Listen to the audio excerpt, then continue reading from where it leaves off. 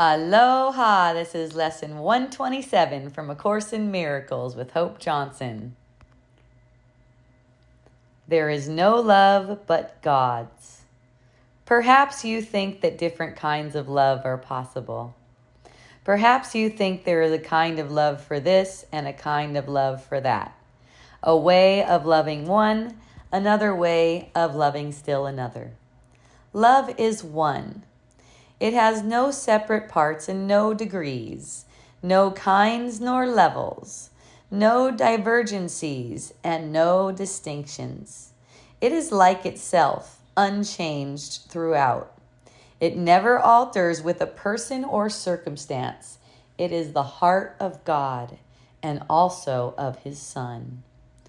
Love's meaning is obscure to anyone who thinks that love can change.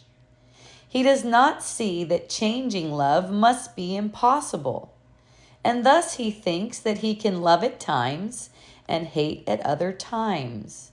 He also thinks that love can be bestowed on one and yet remain itself, although it is withheld from others. To believe these things of love is not to understand it.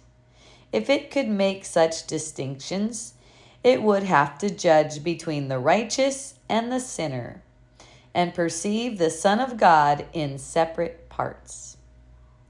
Love cannot judge. As it is one itself, it looks on all as one. Its meaning lies in oneness, and it must elude the mind that thinks of it as partial or in part. There is no love but God's, and all of love is His. There is no other principle that rules where love is not. Love is a law without an opposite. Its wholeness is the power holding everything as one, the link between the Father and the Son, which holds them both forever as the same. No course whose purpose is to teach you to remember what you really are could fail to emphasize that there can never be a difference in what you really are and what love is. Love's meaning is your own and shared by God Himself. For what you are is what He is. There is no love but His. And what He is everything there is. There is no limit placed upon Himself, and so are you unlimited as well. No law the world obeys can help you grasp love's meaning. What the world believes was made to hide love's meaning and to keep it dark and secret. There is not one principle the world upholds but violates the truth of what love is and what you are as well. Seek not within the world to find yourself. Love is not found in darkness and in death, yet it is perfectly apparent to the eyes that see and ears that hear love's voice. Today we practice making free your mind of all the laws you think you must obey, of all the limits under which you live, and all the changes that you think are part of human destiny. Today we take the largest single step this course requests in your advance towards its established goal. If you achieve the faintest glimmering of what love means today, you have advanced in distance without measure and in time beyond the count of years to your release. Let us together, then, be glad to give some time to God today and understand there is no better use for time than this. For 15 minutes twice today, escape from every law in which you now believe. Open your mind and rest. The world that seems to hold you prisoner can be escaped by anyone who does not hold it dear. Withdraw all value you have placed upon its meager offerings and senseless gifts, and let the gift of God replace them all. Call to your Father, certain that his voice will answer. He himself has promised this, and he himself will place a spark of truth within your mind wherever you give up a false belief, a dark illusion of your own reality and what love means. He will shine through your idle thoughts today and help you understand the truth of love. In loving gentleness, he will abide with you as you allow his voice to teach love's meaning to your clean and open mind. And he will bless the lesson with his love. Today, the legion of the future years of waiting for salvation disappears before the timelessness of what you learn. Let us give thanks today that we are spared a future like the past. Today we leave the past behind us, never more to be remembered, and we raise our eyes upon a different present, where a future dawns unlike the past in every attribute. The world in infancy is newly born, and we will watch it grow in health and strength, to shed its blessing upon all who come to learn to cast aside the world they thought was made in hate, to be love's enemy. Now are they all made free, along with us. Now are they our brothers in God's love. We will remember them throughout the day, because we cannot leave a part of us outside our love if we would know ourselves. At least 3 times an hour, think of one who makes the journey with you and who came to learn what you must learn. And as he comes to mind, give him this message from yourself. I bless you, brother, with the love of God, which I would share with you. For I would learn the joyous lesson that there is no love but God's, and yours and mine and everyone's. Yes.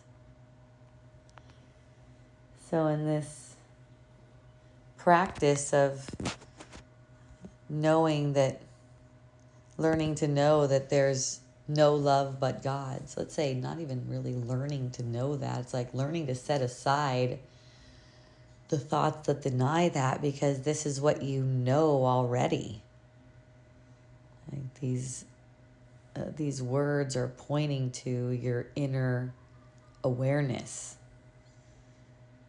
And the laws of the world say the opposite. The laws of the world are dependent on love coming from the world. It's seeking love in all kinds of different forms. You know, the romantic love, of course, parent-child, family kind of love, community love, love in the form of support, love in the form of appreciation. It's just never ending, this seeking in the world. But you can drop out of that. And that's why it leads to a future that's different from the past. Because in the past, you were poor, you were wanting.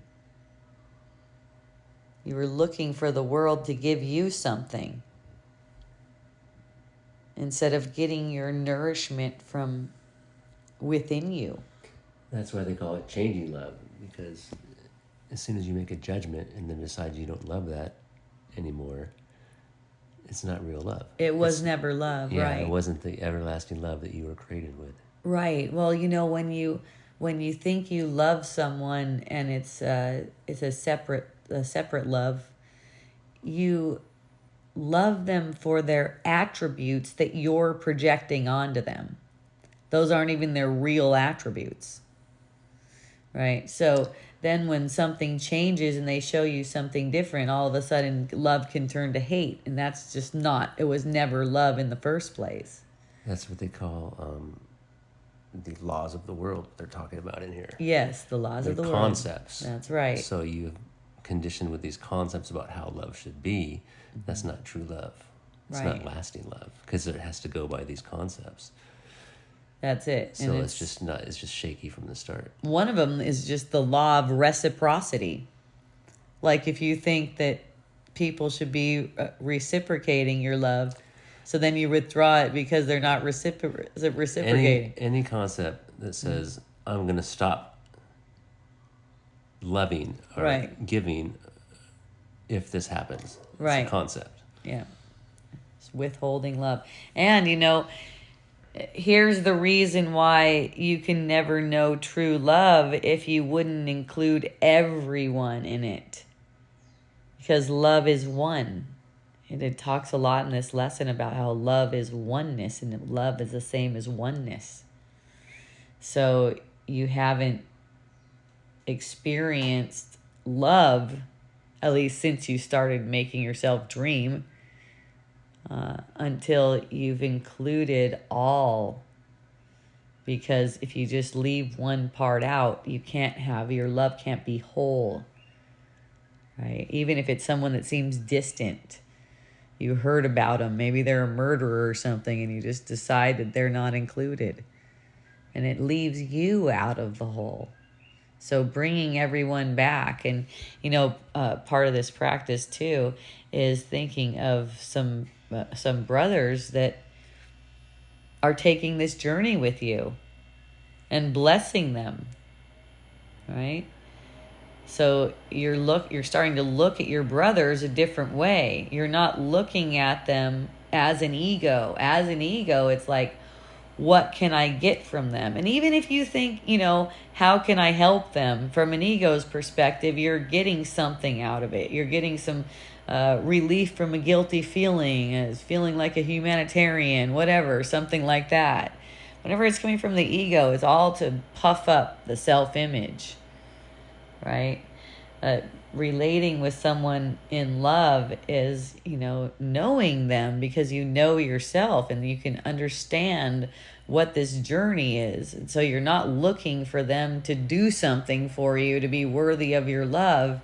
You're more curious about how you can be helpful and be helped on this journey together. Back to sanity, basically. The ego's laws, the world's laws. The real love is God's laws, which is you don't stop loving because there's a concept that was broken in your mind.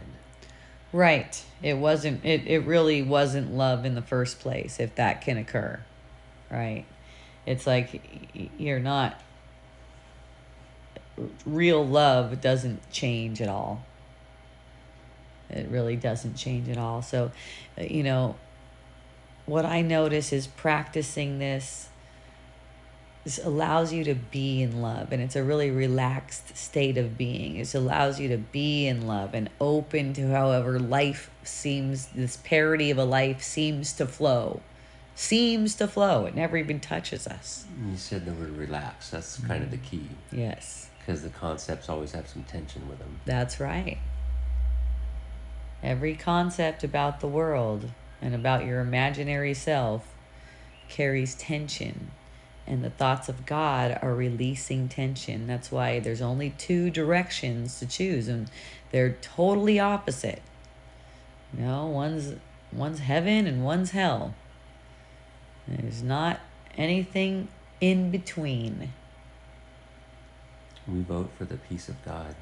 Yay. Yay. Have a beautiful practice. There is no love but God's. Aloha.